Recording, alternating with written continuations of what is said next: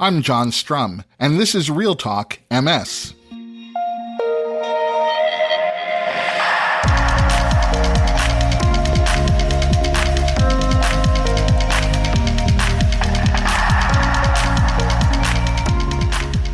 It's January 21st, and we have a lot to talk about.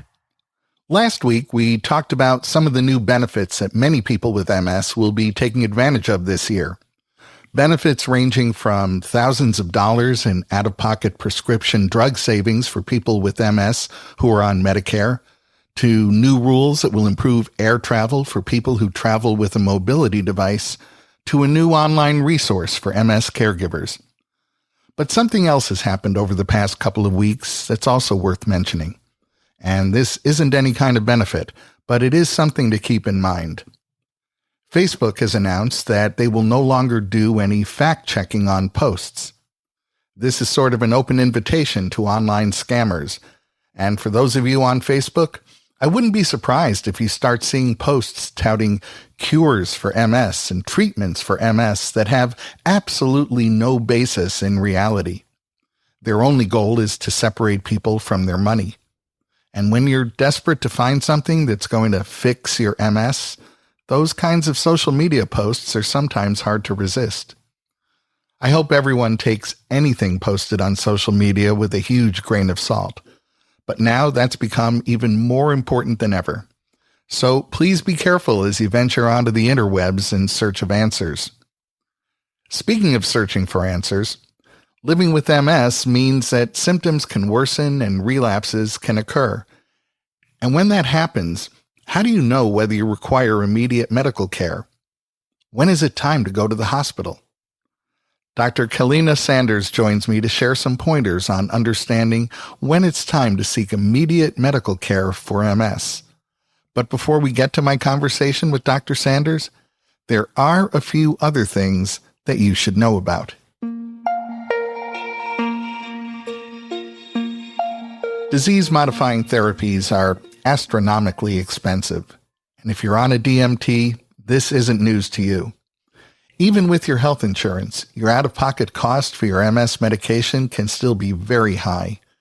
And that's even true if you're taking a generic drug. If you've ever talked to your insurance company about this, they probably pointed out that generics for MS disease-modifying therapies are considered specialty drugs, and specialty drugs tend to cost a lot. Last week, the Federal Trade Commission issued another report on pharmacy benefit managers, or PBMs. These are the multi-billion-dollar companies that create the formularies that insurance companies use and set prices for almost every prescription medication sold in the United States. In this 60-page report, the FTC states that between the years 2017 and 2022, the three largest pharmacy benefit managers generated $7.3 billion in revenue for their companies by marking up generic specialty drugs thousands of %. Consider that for a moment. In just 5 years, these three companies that most people have never heard of, that operate with absolutely no oversight, generated more than $7 billion in revenue for themselves by increasing the price of generic specialty drugs by thousands of %. Now, the three PBMs called out in the FTC report are United Healthcare Group's Optum Rx, CVS's Caremark, and Cigna's Express Scripts. And you may have noticed that each of these pharmacy benefit managers is owned by a health insurance company. This report makes it clear that understanding the role of PBMs is absolutely critical if we're serious about making prescription drugs more affordable. And the good news is that in Congress, PBM reform is one of the few issues that both sides of the aisle seem to agree on. I'm pretty confident that in the relatively near future, we'll see legislation designed to create greater transparency among pharmacy benefit managers. In the meantime, if you'd like to review the FTC's interim report, you'll find a link in today's show notes. Gadolinium is a chemical element that's used as a contrast agent to better visualize MS lesions with active inflammation on MRI scans. Now, I want to point out that gadolinium is considered to be safe. After being administered, it's mostly eliminated from the body through the kidneys. Note that I said mostly eliminated. It's also been shown that trace amounts of gadolinium, which is a heavy metal, can form deposits in certain organs and may stay in the body for years. That's why Bayer has announced the results of 3 separate phase 3 studies involving 800 patients in 15 different countries. And results from these studies show that Bayer's new MRI contrast agent, called gadoquatrine, was effective in providing clear MRI scans while using 60% less gadolinium compared to other MRI contrast agents. Using gadoquatrine makes MRI exams safer, especially for people who require regular and repeated MRI exams, and that would include people with MS. So what can you do with this information? Well, when you go for your next MRI exam and the radiologist or radiology tech tells you that they're going to be using a contrast agent, you can ask if it's gadoquatrine. And if it isn't, you can suggest that they look into gadoquatrine for future use, as the dosage of gadolinium is 60% less, making it a safer choice. Now, if you'd like to review the details of Bayer's announcement about this new MRI contrast agent, you'll find a link in today's show notes.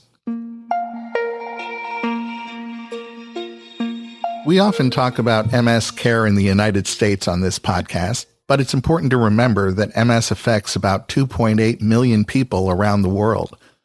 And one of the regions of the world that people sometimes overlook or simply don't think about when they think about MS is the Middle East.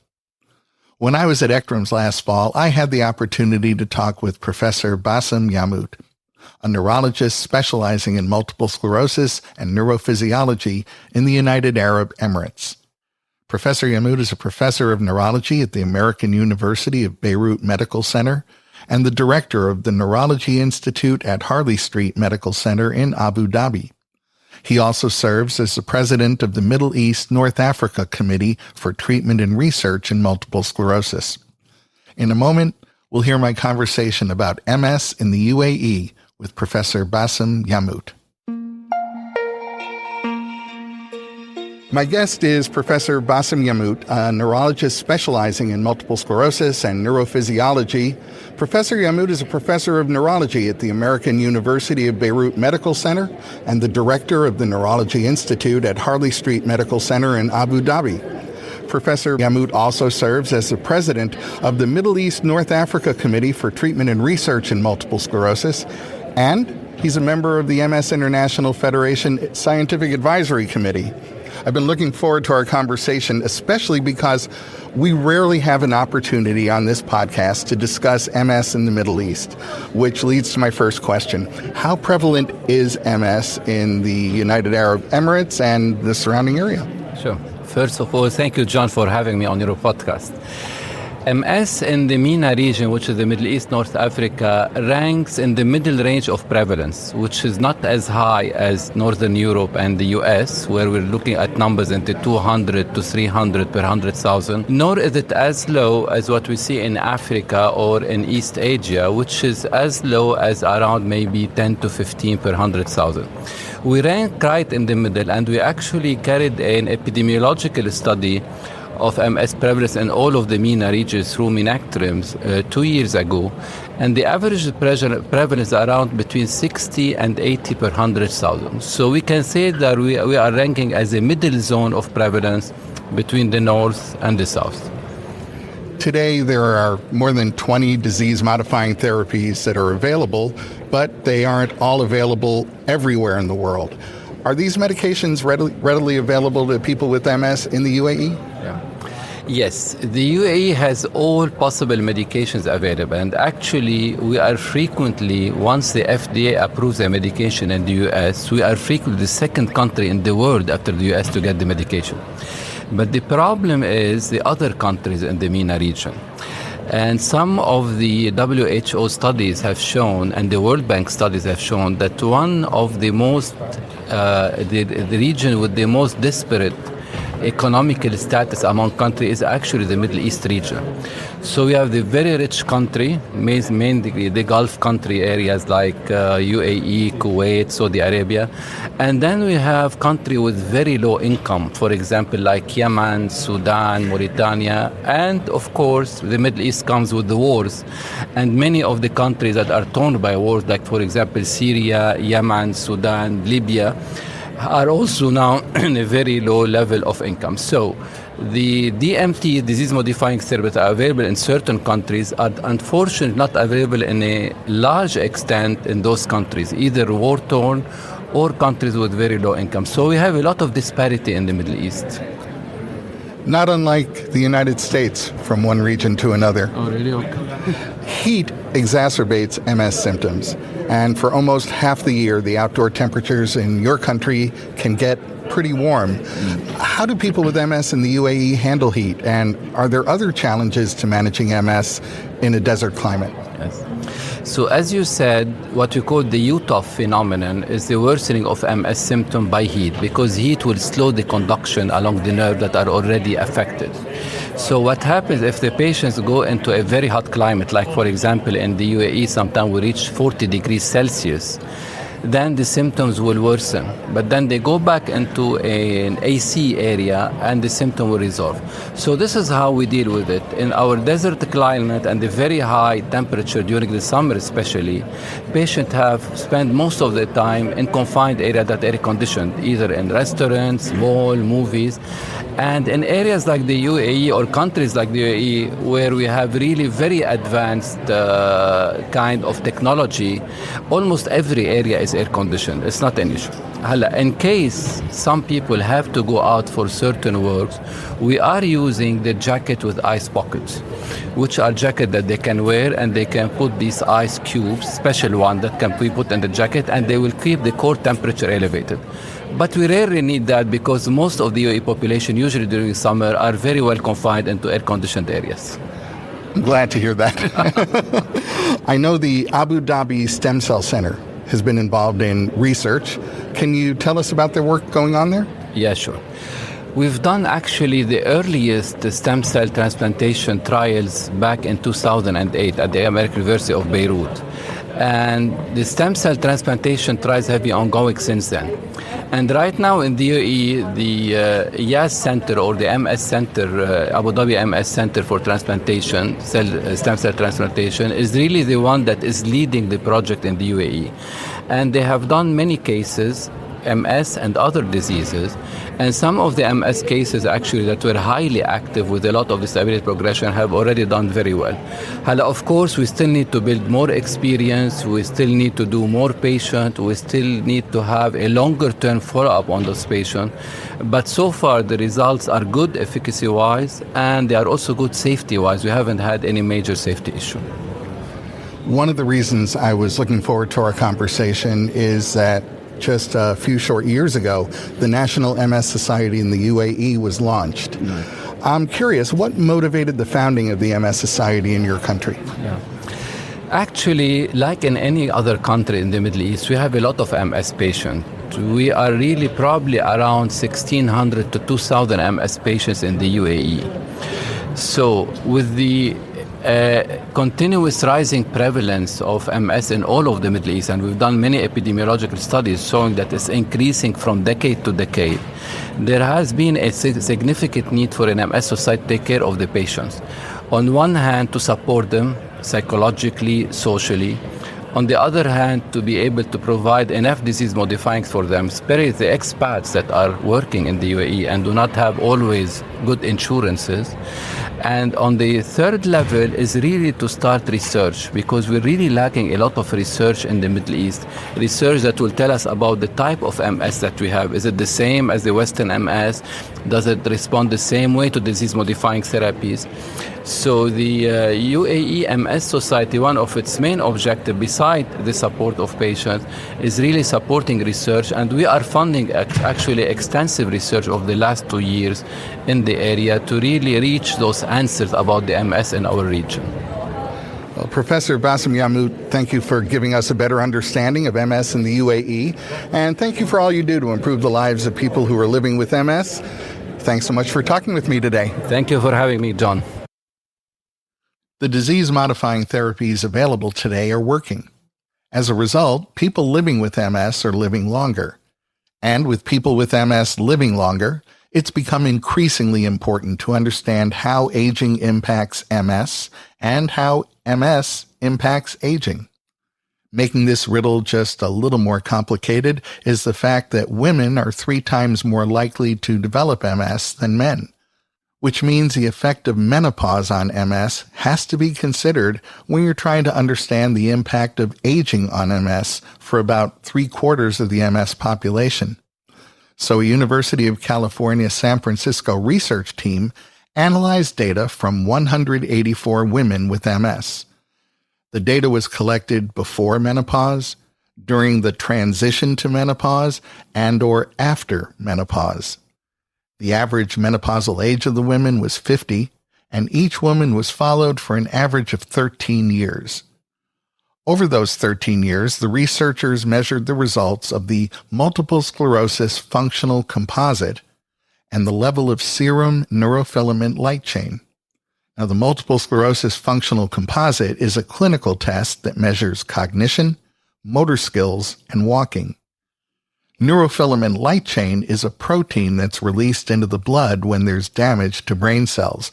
It can be conveniently measured with a blood test. In addition to these primary outcomes, the standard EDSS disability scale was evaluated, and MRI scans were used to determine and measure inflammation in the central nervous system. The research team found that menopause was a turning point for disability and brain cell injury. After menopause, the speed of disability worsening and brain cell damage were both significantly increased. The results of this study certainly point to the need for a better understanding of how menopause impacts MS. It's clear that better symptom and rehabilitation management around the time of menopause could be important as a means of allowing about 3/4 of the MS population to better manage their MS as they age. If you'd like to review the details of this study, you'll find a link in today's show notes. While we're talking about MS research, I have 2 opportunities for you to get involved as a participant. The first research opportunity is something you can do without having to leave your home. A PhD project at King's College London is focused on testing the validity and reliability of the different scales that are used to measure sex-related difficulties in people with MS. The goal of the project is to determine which scale captures sex-related difficulties in MS the best. Armed with that kind of information, clinicians can make better choices when it comes to measuring and treating sex-related difficulties among their MS patients. All that's required in this study is completing an online questionnaire. And to qualify as a participant, you must be at least 18 years old, you must be diagnosed with MS, and you must be able to read and write in English. If you're interested in participating, you'll find the link in today's show notes. And I hope if you're able, you'll choose to participate. Too often, sex-related issues in MS aren't given the attention they deserve. Ask yourself if, during your last appointment with your neurologist or MS specialist, were you even asked if you were experiencing any sex-related difficulties? My unscientific guess is that many, if not most of you, will answer no to that question. This kind of research can make asking and answering those kinds of questions easier. So I hope you check out that link in today's show notes. The second opportunity to participate in research is for an investigational disease-modifying therapy from Sanofi called frexalimab.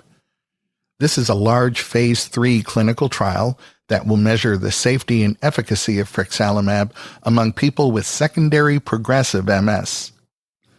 The majority of people living with relapsing forms of MS will most often transition to a diagnosis of secondary progressive MS. So this research will potentially help a lot of people. If you'd like to learn more and see if you qualify to participate, You'll find the link in today's show notes. Living with MS means living with uncertainty. And that uncertainty raises its ugly head when you wake up to a new symptom, worsening of an existing symptom, or even a relapse. And depending upon the severity of that relapse or that new symptom, the first thought that might go through your head is, should I call my neurologist or should I go to the emergency room? Joining me in a moment is my guest, Dr. Kalina Sanders, who's here to help you answer that question if and when you find yourself faced with those circumstances. MS is a progressive disease, so symptoms can worsen and relapses can occur. And if you should find yourself experiencing a relapse or a symptom that's intensifying, how do you know if it's time to seek immediate medical care? My guest today is Dr. Kalina Sanders, who's here to help us understand what to look for when MS symptoms worsen and how to determine if a trip to the hospital is necessary.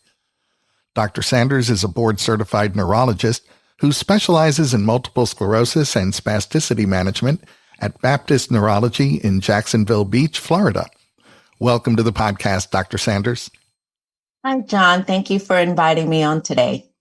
So let's dive right into this. What kinds of situations requiring immediate medical care might someone with MS face? Generally speaking, there are three main situations that might require immediate medical care. First, there are issues that are a direct consequence of multiple sclerosis, specifically relapses.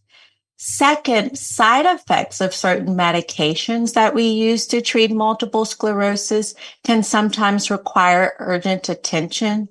And then thirdly, there are also issues that are an indirect consequence of multiple sclerosis or the MS-related therapies, particularly infections, that might also require immediate emergency care.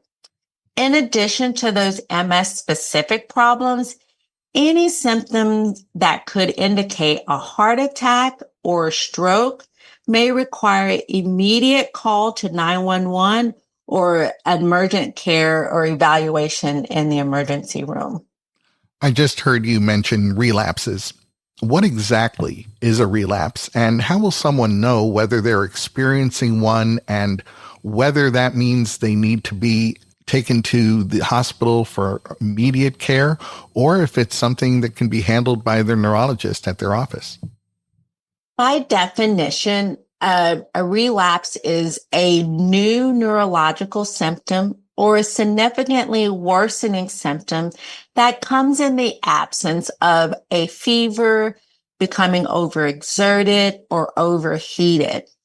Those new symptoms could be anything from loss of vision in one eye that is painful, loss of mobility, balance. It could also be weakness or numbness. If it's a significantly worsening symptom, it would have to be way more significant than that you're used to. Many times patients will have fluctuating symptoms, good days and bad days, but you're familiar with that. But if it's more severe than you're commonly used to, that's when you should seek emergency care. Now, that could be your neurologist or the emergency room. I've heard the term pseudo-relapse before. I'm hoping you can explain the difference between a pseudo-relapse and a relapse and help us understand how someone can tell the difference between the two. A pseudo-relapse is oftentimes the worsening of prior symptoms when your body becomes overheated. That can occur when you have a fever or you overexert yourself, or you are on a hot day. And so when the core body temperature increases, that can affect how the nervous system communicates the electrical signal, and that will bring out those symptoms. If you had optic neuritis in the past, becoming overheated might make your vision more blurred. But the key to a pseudo relapse is when you cool off, when you rest, when you hydrate, those symptoms should get better. If those symptoms remain or worsen, that might be an indication of a true relapse. So sometimes it's a matter of assessing what has happened around the onset of your symptoms and then watching to see if they go away if you correct those things. Is there any way that someone can try to be proactive and actually prepare for a relapse? The unfortunate part of multiple sclerosis is that relapses are oftentimes unpredictable. Unfortunately, there isn't anything specific that you can do to prepare physically for a relapse, but I do like to stress that relapses have a significant impact on your function in your activities of daily living, how you care and engage with your family, and also your employment. So one of the best ways to prepare is to have a game plan and knowing what you can do or what you need to do in the event that you have a relapse. So if you have a job, you want to make sure that you have FMLA or Family Medical Leave Act set up so that your job is protected should you need to be absent from work. If you are the primary caregiver of your children or other loved ones, you want to make sure that you have alternative care for them. And then your activities of daily living, you want to make sure that you have the support and resources there to help you with things like cooking and cleaning. So the preparation is really what you can do in the event that you have a relapse. Numbness, weakness, confusion, and having trouble seeing are all signs of a stroke that would require immediate medical attention. Now, these symptoms are pretty familiar to someone who's living with MS. How can someone tell the difference between a stroke and symptoms of an MS relapse? The main difference between a stroke and an MS relapse is the onset of the symptoms and how they change in the immediate time period. For a stroke, because it is due to either a loss of blood flow and oxygenation to the brain from a clot in a blood vessel or bleeding in the brain, the onset of the symptoms are generally very acute. 1 second a person is fine. The next second they have the onset of the symptoms. And then those symptoms are oftentimes maximum at the onset. This is different than multiple sclerosis relapses, where we see more of a subacute onset and worsening of symptoms. So from an MS standpoint, you might develop numbness in your fingertips, and over the course of minutes or hours, that numbness progresses and involves other aspects of your body. And so the main difference between a stroke and MS is really how the symptoms present. I've heard that some medications used to treat MS can lower a person's immune response to viruses and bacteria, which may actually increase their risk of infection. Is this true? And if it is, what are the steps someone should take if they have symptoms of an infection? You are correct, John. Because multiple sclerosis is an autoimmune disease, our disease-modifying therapies that we use either alter how the immune system function or suppresses or decrease the immune cells. And in the clinical trials, urinary tract infection, upper respiratory tract infections were very common.